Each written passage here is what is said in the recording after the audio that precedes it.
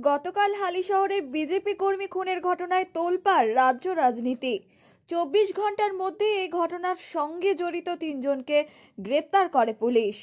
এদিন বীজপুর থানার ভারপ্রাপ্ত আইসির সঙ্গে দীর্ঘক্ষণ কথা বলার পর সাংবাদিকদের মুখোমুখি হয়ে কি বললেন বীজপুরের বিধায়ক শুভ্রাংশু রায় ও জেলা প্রেসিডেন্ট উমাশঙ্কর সিং, চলুন তা শুনে নি।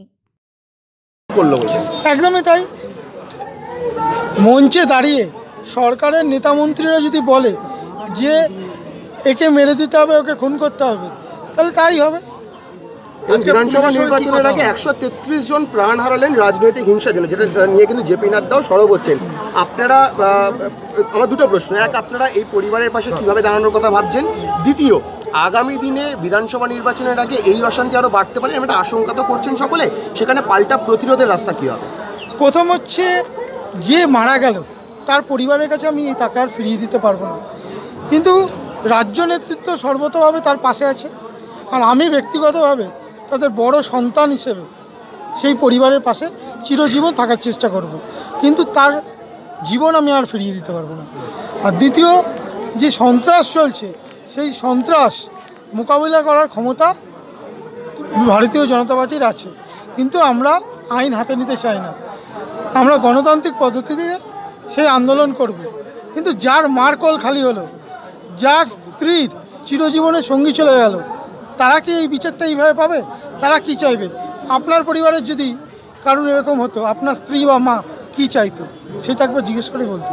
রাজ্যপাল বারংবার সরব হয়েছেন। রাজ্যবাবু সম্বন্ধে আমি কিছু বলবো না।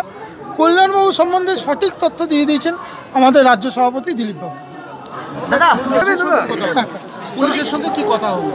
প্রকৃত যারা দোষী এবং যাদের নেতৃত্ব হয়েছে বা নির্দেশ হয়েছে তারা যাতে অ্যারেস্ট হয়, এবং আগামী দিনে গণতান্ত্রিক পদ্ধতিতে যে কার্যক্রম চলবে তাতে যেন তৃণমূলের এই হামলা না হয়। এবং আমরা চাইব যে পুলিশ নিরপেক্ষ থাকুক। আমি কি সেকশন দিয়েছি এখনো কাগজটা দেখিনি, রবীন্দ্র দেখছে, আমাদের লিগাল সেল দেখবে। ওনার পরিবারে অনেক গোষ্ঠী আছে, তাই জন্য উনি এরকম মাঝে মাঝে বলে ফেলেন। আমি যতদূর জানি জ্যোতিপ্রিয়বাবুর কোভিড হয়েছিল, কোভিডের পরে অনেকের মাথায় প্রবলেম হচ্ছে, ওনার হয়েছে কিনা আমি জানি না ঠিক। সিবিআই তদন্ত করার কিছু প্রক্রিয়া থাকে, সেই প্রক্রিয়াগুলো আমরা দেখছি, দেখে আমাদের লিগাল সেল যা বলবে তাই করবে। ব্যুরো রিপোর্ট, সমাচার 7 দিন।